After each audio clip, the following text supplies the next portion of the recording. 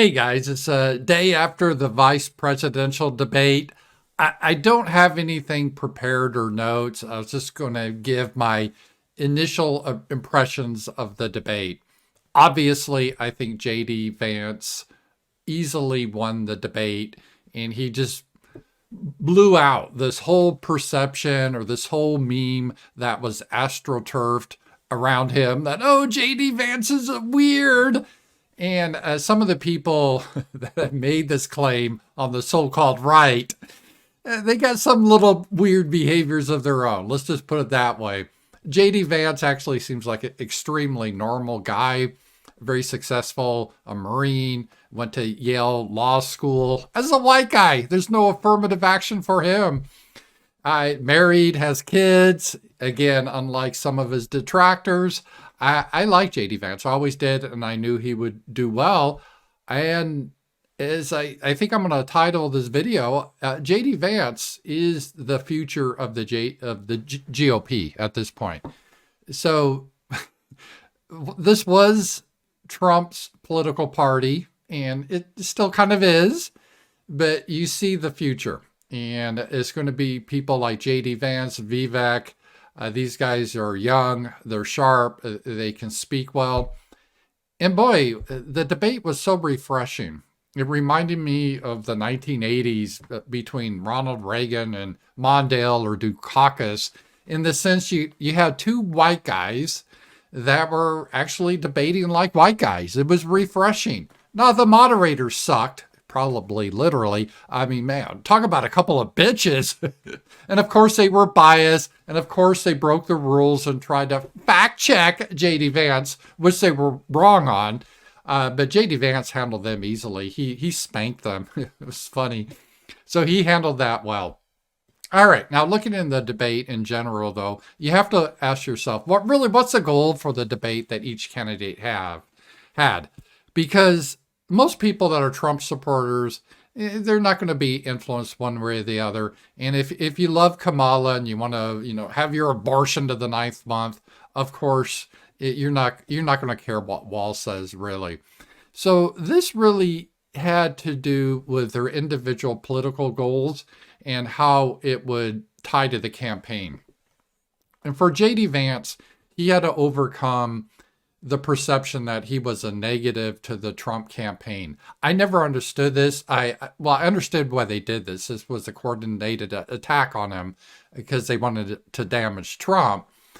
But it didn't really make sense soon after they did that weird meme, because JD Vance, of all the politicians out there that are running, meaning Tim Walz, Donald Trump, and Kamala, the person that's out front and center more than anyone is JD Vance.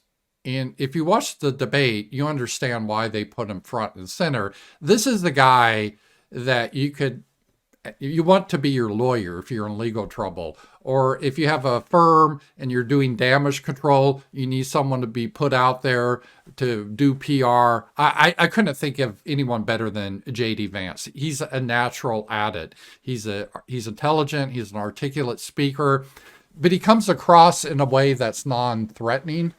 And so it's hard to hate him. There's no way the left was going to get some gotcha soundbite out of JD Vance. He didn't give them that.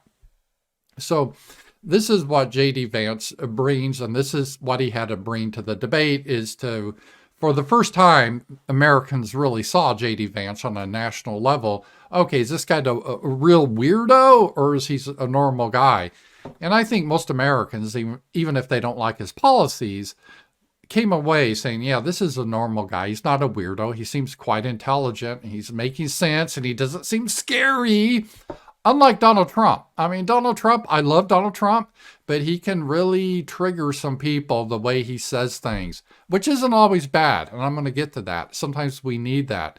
Donald Trump is not really the salesman type. He's the wrecking ball type. Whereas JD Vance is like a really good salesman. And that's a slight criticism I have of him. He's smooth, but he's almost too smooth. Sometimes you need someone out there that is going to stir things up. And that's what Trump represents. I mean, we needed a guy out there that's just going to tell the plain truth. They're eating the cats and dogs. They have to go back. And I like that. And that's what I think America needs.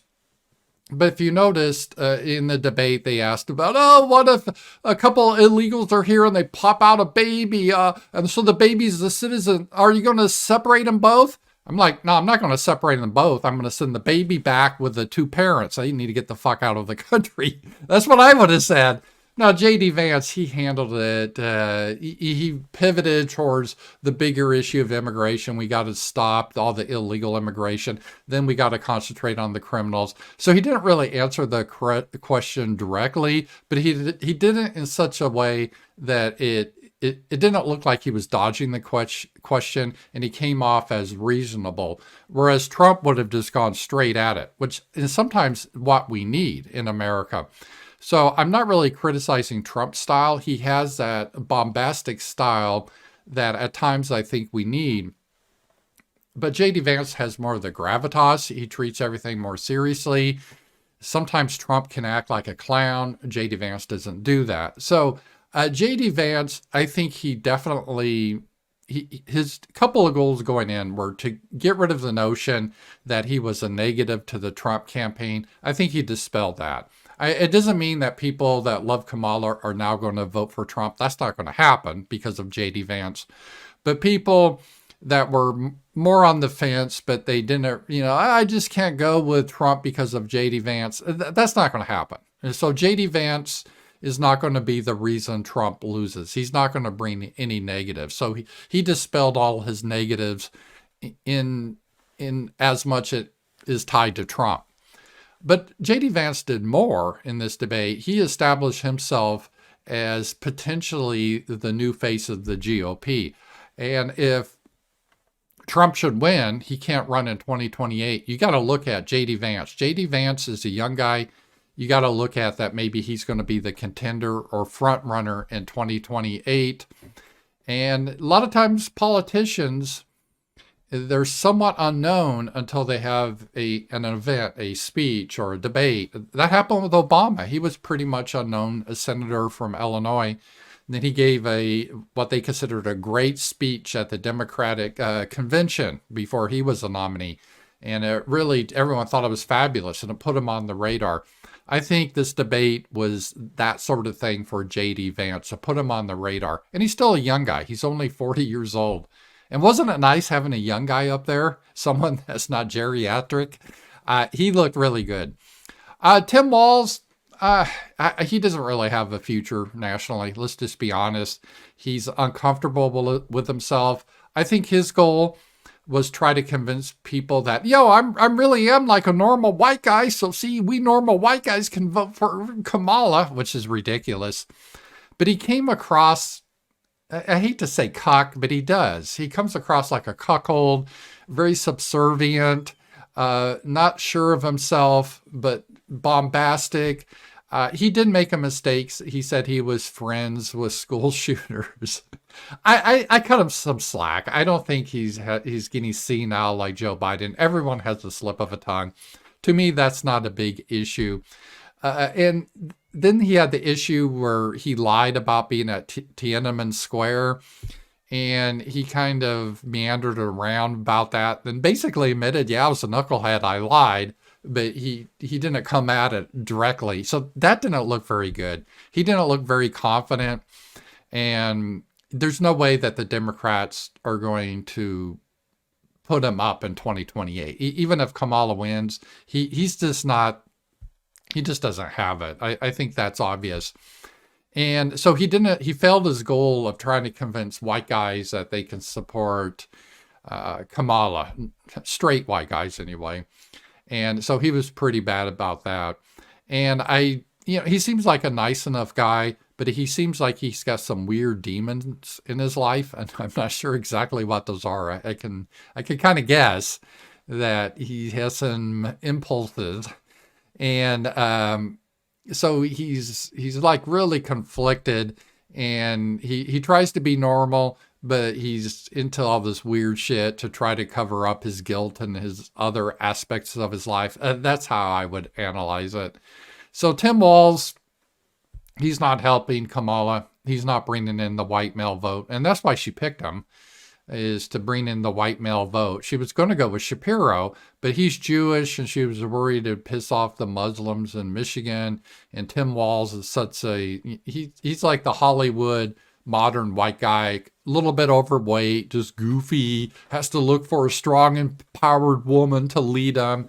It's pretty pathetic. It's not a good look. It doesn't really inspire white men, and it doesn't inspire most women, really. I know he thinks he's going to get a pat on the head. Oh, I'm for you killing your baby to the ninth month, that type of thing. But it reminds me of a guy, always trying to get with a girl by saying what the girl wants to hear. And the girl's like, oh, you're so sweet. You're going to make someone an excellent boyfriend. Just not me. Just not me. But someone you're going to make a great boyfriend. You're going to be a great boyfriend. Oh, yeah, I'll pat your head. You're in the friend zone. He's the guy that's always in the friend zone, right? Because he's always like simping towards women. And women, they claim to like it, but really it's just kind of creepy. J.D. Vance doesn't come across that way. He comes across as really a strong leader. And again, a vice presidential debate's not going to change the math that much. But I do think J.D. Vance has helped Donald Trump, and J.D. Vance has helped himself. And if anything, Donald Trump may be a little bit worried, because I think J.D. Vance right now could be a little bit more popular in the GOP circles than Donald Trump. He's definitely younger. He's definitely more intelligent. He's definitely a better speaker. And again, the negative, he comes across maybe a little too smooth, a little too much like a salesman, whereas Donald Trump, he just blurts out the truth, which can be refreshing. But on the other hand, I hate to go there, but it's almost like J.D. Vance has kind of the Reagan vibe to him, where he's kind of relatable, but at the same time, he's very smooth. And he's really more on our side than a lot of people understand. I followed J.D. Vance for a while in his evolution, and he says a lot of things that put him he's like one of our guys. So I'm excited about it. Talk to you guys later.